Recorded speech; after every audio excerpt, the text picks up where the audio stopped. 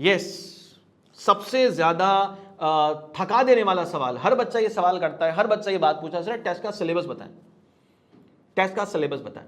देखो जरा समझना है इस बात को, एनईडी यूनिवर्सिटी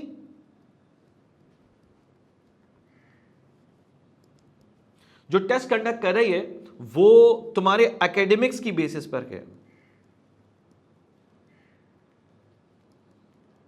यानी यहां पर सब्जेक्ट डिवीजन भी नजर आ रहा है कि आपने ये सब्जेक्ट पढ़े अच्छा फर्स्ट ईयर सेकंड ईयर में, चलो भाई आपका ये टेस्ट होगा। आपने कॉमर्स के सब्जेक्ट पढ़े हैं तो आपका टेस्ट कॉमर्स बेस्ड सब्जेक्ट्स का होगा। आपने अगर साइंस सब्जेक्ट्स को स्टडी किया तो साइंस सब्जेक्ट की बेसिस पे होगा। आर्ट्स से आपका ताल्लुक है, आर्ट्स तो आर्ट्स के सब्जेक्ट्स का टेस्ट होगा। तो एनईडी यूनिवर्सिटी आपके बुक बैंक को बहुत बहुत सीरियस लेती है, बुक बैंक को बहुत सीरियस लेती है। अब एनईडी यूनिवर्सिटी में ऑब्वियस बात है कि सिंध में रहने वाले बच्चे, कराची में रहने वाले बच्चे जो है वो टेस्ट देते हैं और वही एडमिशन ले सकते हैं, वही एडमिशन ले सकते हैं। तो भाई यहां पर जो आप फॉलो करते हैं, टेक्स्ट बुक्स जो आप फॉलो करते हैं तो वो मौजूद है एसटीबी यानी कि सिंध टेक्स्ट बुक बोर्ड।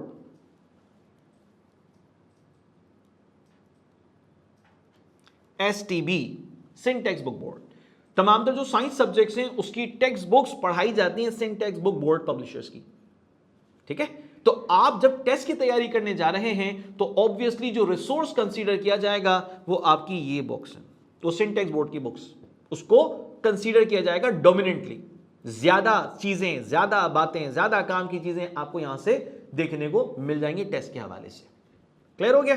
अच्छा सर टेस्ट का सिलेबस क्या होगा? बहुत सिंपल वर्ड्स में बता रहा हूं, जो कुछ आपने फर्स्ट ईयर सेकंड ईयर में स्टडी किया है वो आपका सिलेबस है। आपने फर्स्ट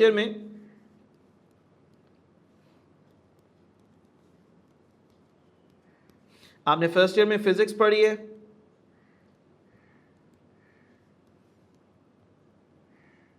आपने केमिस्ट्री या कंप्यूटर पढ़ी है,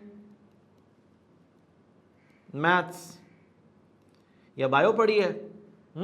तो भाई यही आपका सिलेबस, यही आपका कोर्स, यही आपका वो कंटेंट है जिससे आपने अपनी तैयारी करनी, जिससे आपका टेस्ट एनईडी का आएगा। ठीक है जी।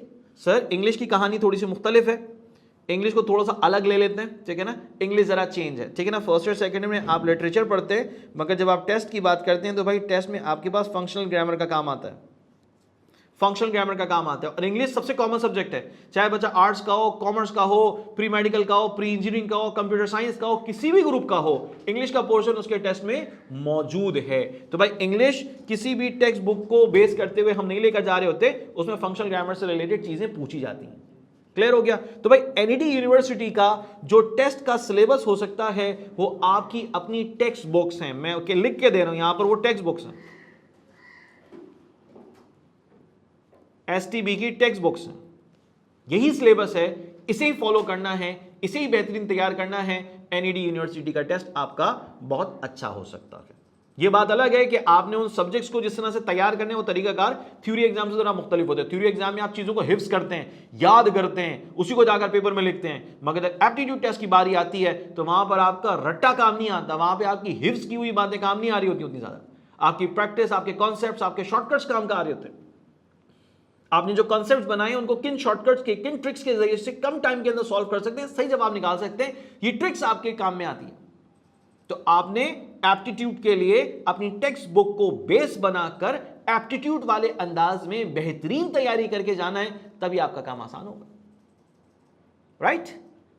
चलिए जी आगे जाते हैं, मजीद डिटेल देखते हैं आपके साथ।